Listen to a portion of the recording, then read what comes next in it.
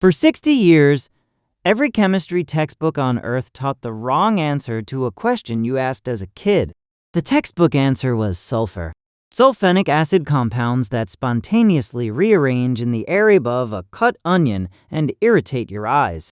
That answer is in millions of high school textbooks, and it's incomplete. The full answer was discovered in 2002 by a team of researchers at a Japanese food company. They found a single specific enzyme, one the textbooks had never mentioned, because for 60 years, nobody had even looked for it. One small Japanese lab, one completely missed molecule. That's the reason why. Slice a white onion in half tomorrow morning at breakfast. Within 10 to 30 seconds, your eyes will start to water, and there is almost nothing you can do about it. This happens to roughly 4 billion adults on Earth every single day. In every climate, in every cuisine, in every single decade of human history, we've all quietly accepted it as a kind of tact on cooking. Certain rituals around onions have even passed into folk wisdom. Cut them under cold water. Refrigerate them first. Breathe through your mouth. Chew a piece of bread. Wear swimming goggles at the cutting board. None of this has ever really worked. And until 2002, nobody actually understood exactly why. If you took chemistry in high school any time between 1960 and 2002, you likely learned the standard answer. An onion cell contains sulfur-rich amino acids locked away in one compartment and an enzyme called allogenase in another. When you cut the onion, the knife ruptures both compartments. The enzyme meets the amino acids and converts them into sulfenic acids. Those sulfenic acids, the textbook said, spontaneously rearrange in the air into a volatile compound called syn-propanethyl S-oxide, which hits your eyes, dissolves into your tear fluid, and forms mild sulfuric acid. Your eye detects the burn, and your tear ducts respond. It's a tidy story. It's been printed in thousands of textbooks, and it's mostly wrong. In 2002, researchers at House Foods Corporation, a Japanese food science lab in Osaka, published a paper in the journal Nature. They had been trying to engineer a tearless onion for years, and the textbook mechanism kept not quite adding up. If sulfenic acids rearranged spontaneously, the reaction should be unstoppable. But the House Foods team noticed something odd. The rearrangement was faster than spontaneous chemistry should allow. Something was catalyzing it. They isolated the missing catalyst and named it lachrymatory-factor synthase, LFS.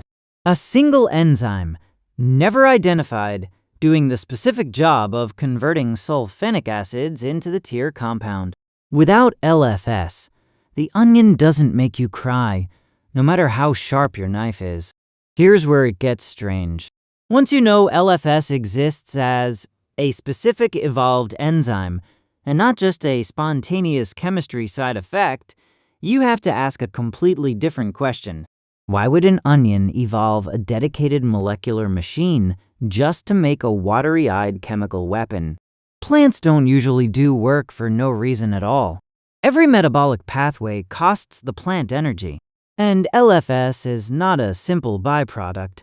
It's a purpose-built catalyst with its own dedicated gene, expressed in specific tissues, activated only when the bulb is actually damaged. That's evolutionary language for a deliberate defense system, which means onions are actively trying to hurt something when they're cut. It's almost certainly not a human being. Onions spend most of their entire life underground. They're bulbs, and bulbs have one real predator: soil-dwelling insects and larvae that burrow in, chew through the tissue, and eat the starch reserves. If a burrowing grub starts chewing through an onion bulb, the grub's tiny mandibles rupture the same cellular compartments your knife does. LFS fires. Sulfenic acids convert to the tear compound inside the narrow, damp tunnel the larva is boring. The larva's sensory tissue, essentially its entire head, gets chemically burned in a microscopic closed space. For a grub, that's a lethal dose. You, standing a foot back in open air, get watery eyes. The onion is not aiming at you at all. You're collateral damage. House Food's discovery made something else possible. If you know exactly which enzyme causes the tears, you can breed a variety that produces less of it. In 2008, a team of Japanese and New Zealand researchers used the House Foods data to create the first no-tear onion. Not through genetic engineering, but through traditional crossbreeding, selecting for plants with naturally low LFS. Then, in 2018, researchers at Washington State and Oregon State launched a commercial variety called Sunions. Sunions are bred to have almost no LFS. You can cut one and almost nobody cries. They've been in American grocery stores for years. Most people reach for the cheap yellow onion out of habit. There's one more odd consequence. When the plant isn't spending its energy making LFS, it spends that energy on other sulfur-containing flavor compounds and phenolic antioxidants. Tearless onions measure higher in the exact compounds nutritionists love: more quercetin, more organosulfurs, better antioxidant profiles. The plant didn't get blander when you bred out the tears. It actually got healthier.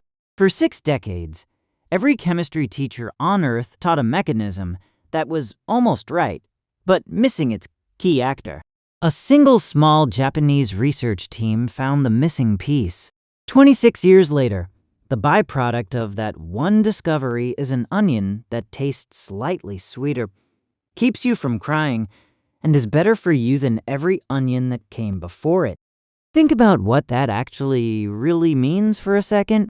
For roughly 60 years, every chemistry textbook in the English-speaking world and most of the non-English-speaking world taught a mechanism that left out the most important people. Millions of students memorized sulfenic acids and wrote them down on exams. Tens of thousands of chemistry teachers stood at whiteboards and drew the reaction out step by step. And none of them ever mentioned the enzyme that was actually doing the real work. Because the enzyme hadn't been discovered yet, nobody knew to even look for it. The story we thought we understood perfectly was missing a main character. A small team at a Japanese food company, trying to breed a better onion, accidentally corrected one of the most commonly taught biology mechanisms anywhere in the world. The next time you cut an onion on your counter and your eyes start to water, what's actually happening inside that bulb is a defense system aimed at a grub somewhere down in the soil. An evolved enzyme firing its load to burn the tiny head of something that was never going to be you. It's not chemistry, it's biology. And it took all the way until 2002 for anyone to actually figure out the real difference between them. So that's one of them. There's a whole quiet archive of stories like this, hiding inside ordinary objects you never stop to question. Subscribe so the next one finds you right away.